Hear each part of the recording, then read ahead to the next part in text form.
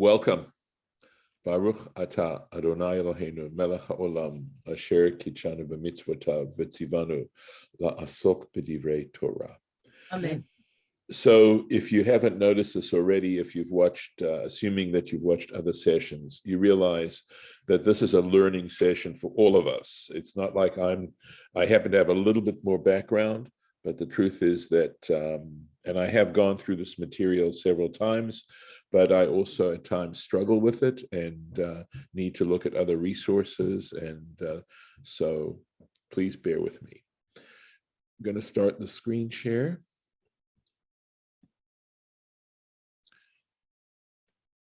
And here we are. Vaydaber Hashem el Moshe lemor. So Hashem spoke to Moses saying, just to recap just a teeny bit, we had another plague that Aaron had to go and stop. There had been a reaction to that initial plague, that initial, with the earth swallowing up Datan and Aviram and the fire coming and burning the people with the fire pans, Korach and the 250 followers. And the people were not happy about that and expressed their anger, and God was incensed at that reaction, was ready to wipe out the Jewish people again. And Moses saw that how, plague started breaking out. And in fact, if I'm not mistaken, there were 14,700 people who died in that plague, right? Here we go, Arba'a Asar Elef, 14,000 ushvamaot, above. So Moses tells Aaron to take the fire pan with incense and is able to stop the plague immediately at that point. Of course, a lot of damage done already. We're going to, now we move on to the next stage. What I feel is so helpful about Korach is that we still haven't solved the problem of what, this feeling of mutiny within the camp and how it actually does finally get resolved, and that the resolution is going to be non-violent. You realize that everything up to this point has included violence, and it has not solved the problem. And here we are now going to see a way in which the problem is going to be solved, and in a non-violent way. And I think that's a terribly important lesson from this particular Parsha, because we still try to solve problems with violence, and they really don't solve the problem.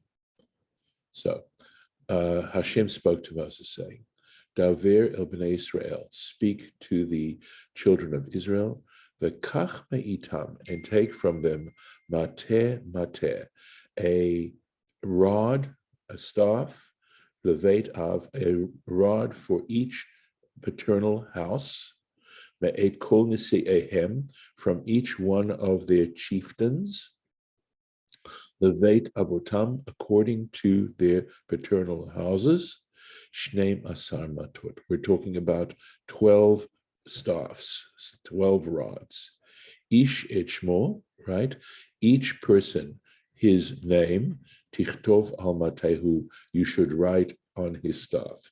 So they're going to identify each staff by the name of the chieftain.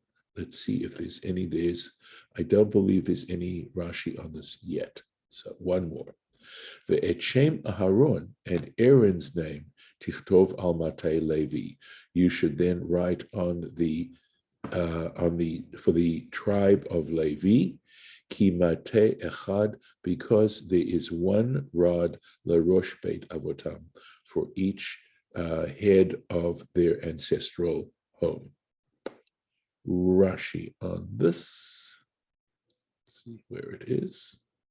Thought I saw it, and now I'm okay. Maybe there is nothing until 20. Forgive me. There is. There it is. I just found it. There's the cursor. Ki mate echad, for one rod. Af al pi Shechalaktim lishtei mishpachot. Okay, even though I have divided them into two families, Mishpachat Kahuna Levad. On the one hand, the family of priests, Ulevaya Levad, and the family of Levites separately. Mikol Machom, nevertheless, Shevet Echad Hu. It is nevertheless one tribe, one tribe. So that's explaining that. Because you've got Aaron and you've got Levi, the priests and the Levites. What is interesting, what's sort of going through the back of my mind right now, and I don't have a resolution for it necessarily, although maybe there is you realize that Korach was a Levite, and he was mutinying against his cousin, who of course was a Levite as well. And yet here they're all together. Levites and priests are lumped together in one rod. And I'm trying to puzzle that out and thinking, is that very fact part of what is the solution here to removing prejudice and this divisiveness? So just more thought on that one required. V'hinachtam ba'ohel moed. You shall place them in the tent of meeting, lifnei ha'edut, before the testimony. And of course, we're talking about the ark of the testimony. Asher iva'ed lachem shama, where I appear to you. And this little note here is Chatzi HaSefer Bepsukim. We have already gotten to the middle of the book of Numbers when it comes to verses. So these are the middle verses of the book of Numbers. 20, verse 20, V'haya ha'ish asher evchar bo, and when it comes to the man whom I have chosen, the person I have chosen, Matehu Yifrach, his rod will blossom. V'hashi koti, v'hashi koti, and I will cause to abate. Alai from before me, et tlunot b'nei Yisrael, the murmurings of the children of Israel, asher he malinim aleichem, which they murmur against you. So this is a sort of interesting general comment on human behavior and the whole issue of murmuring, and how God in this case is trying to abate that, get that to settle down. And of course, you look at it. I mean, you look at national life, you look at politics, and there's a lot of murmuring going on. And we know that our tradition has no objection to debate. There's no question that things get investigated better, the truth comes out much more frequently in the course of debate and legitimate challenges and things like that. But we also know, we talk about a dispute for the sake of heaven and a dispute that is not for the sake of heaven. And the dispute of Korach is given as the example, the prime example of a dispute not for the sake of heaven. And traditionally having more than one point of view, whether it's progressive versus or liberal versus conservative.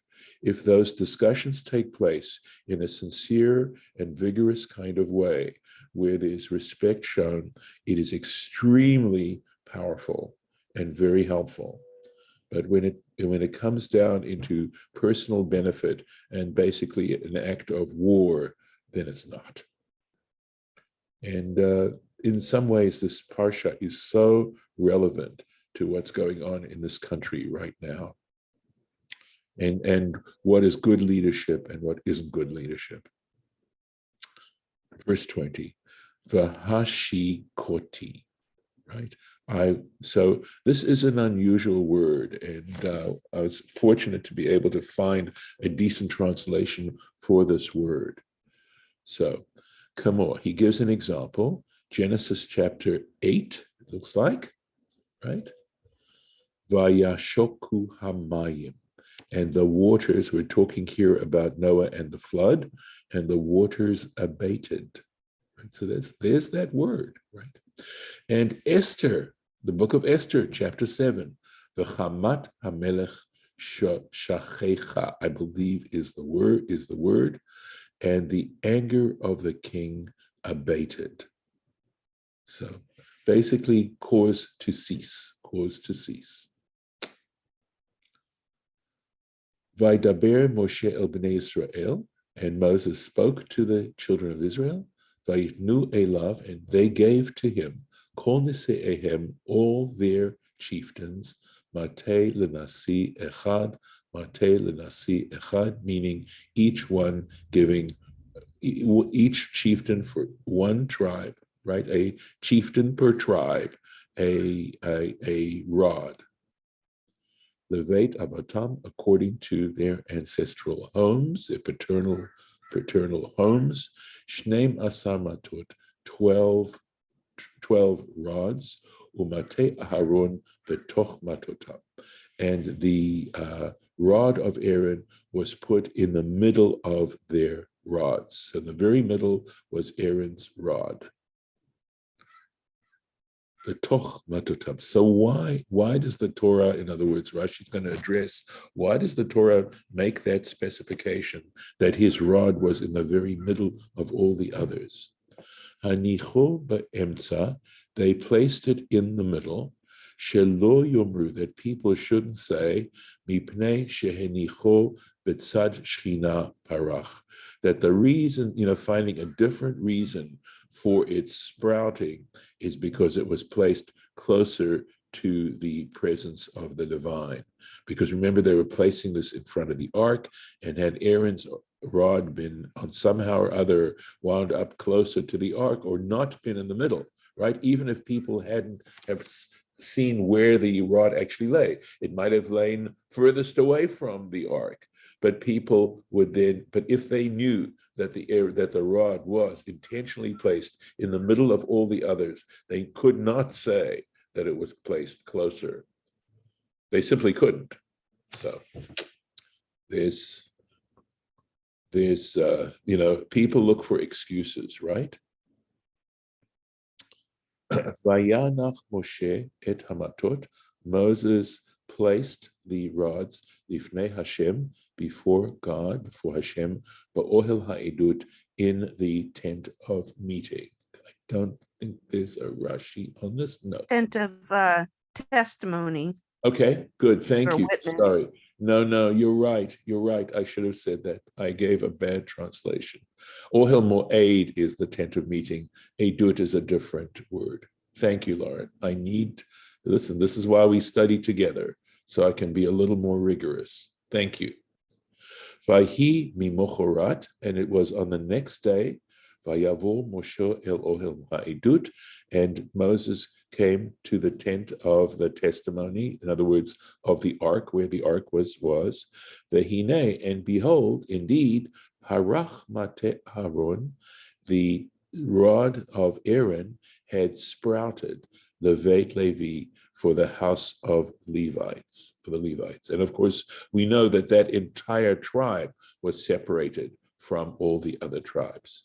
Vayotze perach, it blossomed, right? A flower came forth. Vayatzetz tzitz, and I think here it means, in a sense, it had formed fruit, right? A sprout. Vayigmol shkedim, and it gave forth almonds. Rashi.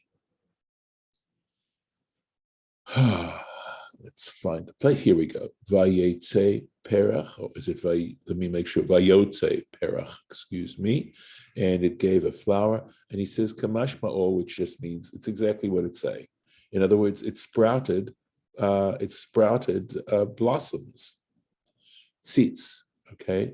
So this word tzitz is hu chanatat haperi. This is the the setting, I would call it, if I'm using a botanical term, right, of the fruit, keshehaperach nofel, when the flower drops off, right? So this is the stage of growth of the fruit. Vaigmol shkedim, right? It's interesting verb, right? And you're familiar with gemilut chasadim, right? So let's just say, for the sake of translation for the moment, I'll say, and it produced almonds.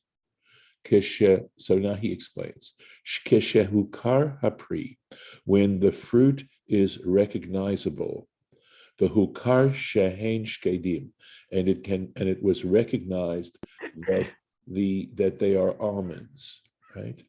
Lashon, and he says this word gemul, he says, can be found in Genesis 21, vayigdal hayeled, and the child grew up, vayigmol. It means it was weaned. So it's talking, this weaning has to do with the fact that the child has developed a level of independence that it's no longer requiring its mother's milk to be able to be sustained. So likewise, when it actually becomes an almond, and is getting to a point where it's ripened, it then can be separated from the tree. So it could be that the word gamol there has to do with the fact that these almonds can be plucked, they can be taken from that. So they were in other words, fully ripened. At any rate, I'm also thinking of gemilut chasadim, right? Why we use that verb. And perhaps it has to do, because what it means is, of course, acts of kindness.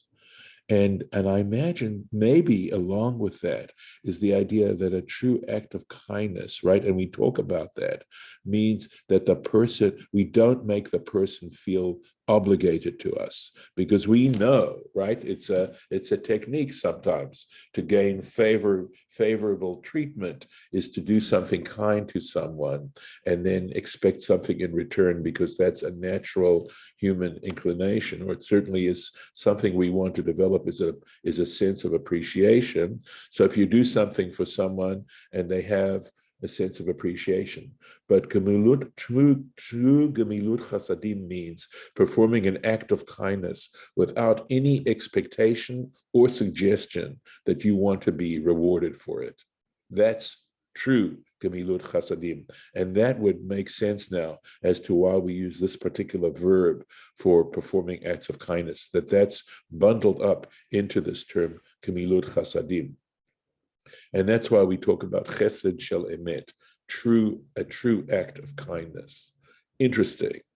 I mean, it just shows you sometimes how the Hebrew language just has there's a lot going on in the actual Hebrew itself.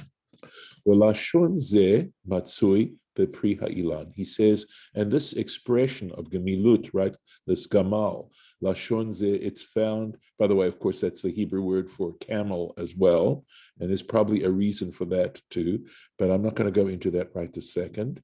Okay, we find such an expression regarding fruit of a tree.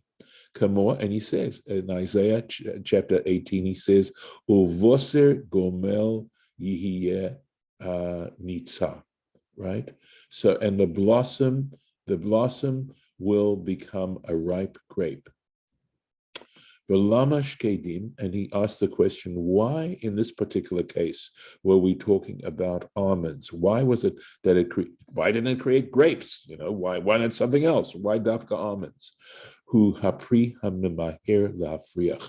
And the reason is that the almond tree is one of the very first to blossom in the spring. It's a very early ripening fruit, and L'hafriach, of course, would be to blossom. It comes up very, very early, like forsythia, right? And they talk. That's why we've got Tu B'Shvat. There's that famous song Hashkedia Porachat. The almond tree is blossoming, and it's actually in some ways a harbinger of spring. So the point is, it's one of the first fruit trees, if not the first fruit tree to blossom, mikol haperot, from all the other trees. And he says, Af ha'ma'orer al ha'kuna. And the message here was that one who ma'orer means to sort of cause trouble about the priesthood, who questions, but more than questions, it's who acts in a way to undermine the priesthood. Lauren, do you have a translation for me there? I just can't think of it right now. Ma'orer. Yeah, I was looking up camel, so I got away from where you were. Uh-huh. So we're likewise he opposes the priest work. Okay, there it is. So they're using opposes, but it's more than just to oppose. Okay, it's to I'm thinking of undermine, but I'm not real happy with that either. I'll have to look it up. Can I just tell you what I found with camel, because it would just Sure. could be, it's Come not on. deep, Okay. but I was looking up the etymology and I was afraid it would stop at the Hebrew and just, Mhm. and then not really translate it. But it said that from Hebrew or Phoenician gamal, perhaps related to Arabic, and they spelled it Jamala, which Yeah. means to bear, Bear, like to bear fruit. Or to bear a burden, right? It's a beast of burden. Well, for sure, but Yeah. it would make sense with what we're studying if it's like to Right. bear fruit. That we are saying that it's possibly a cognate. Okay. I mean, clearly it requires a little bit more investigation. Okay. Right, but that does go with what we're talking about. Yes. Yeah, it's not an end all or be all explanation, but it's a Right. possibility. Yes. Right. Let me see. Okay. So, right. So we're discussing now, excuse me, why almonds? Why almonds? And he says, because anyone who undermines the priesthood, pur anuto mimaheret lavor, his consequence, right? His punishment will come quickly. The punishment is rapid. Kamoshe matzinu be'Uziyahu, as we find out with the king Uzziah, and this is from Chronicles 2:26. V'hatzarat zarcha b'mitzcho, and the leprosy sprouted or grew in his forehead. V'targumo, and so that's that. And now Rashi says, and the targum here, it's right here. Let me find it.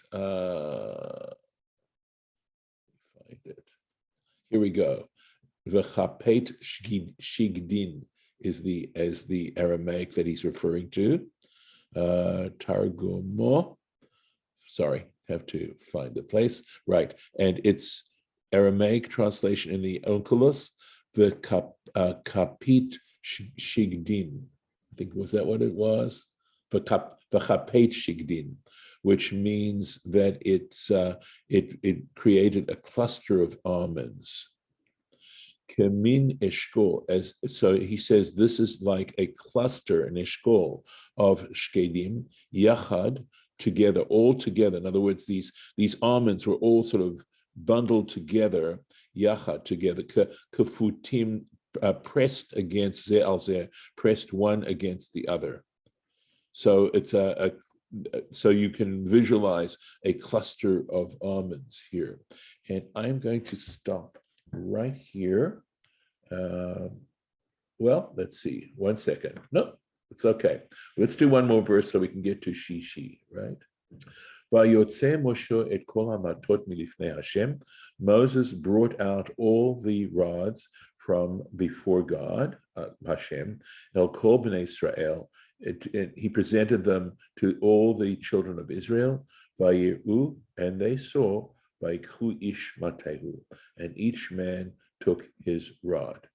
So here we have the proof of who God chose.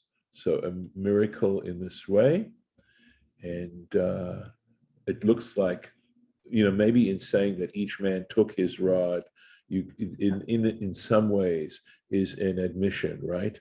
That this is what happened, and that in fact Aaron was the selected person. going to stop the share here and stop the recording.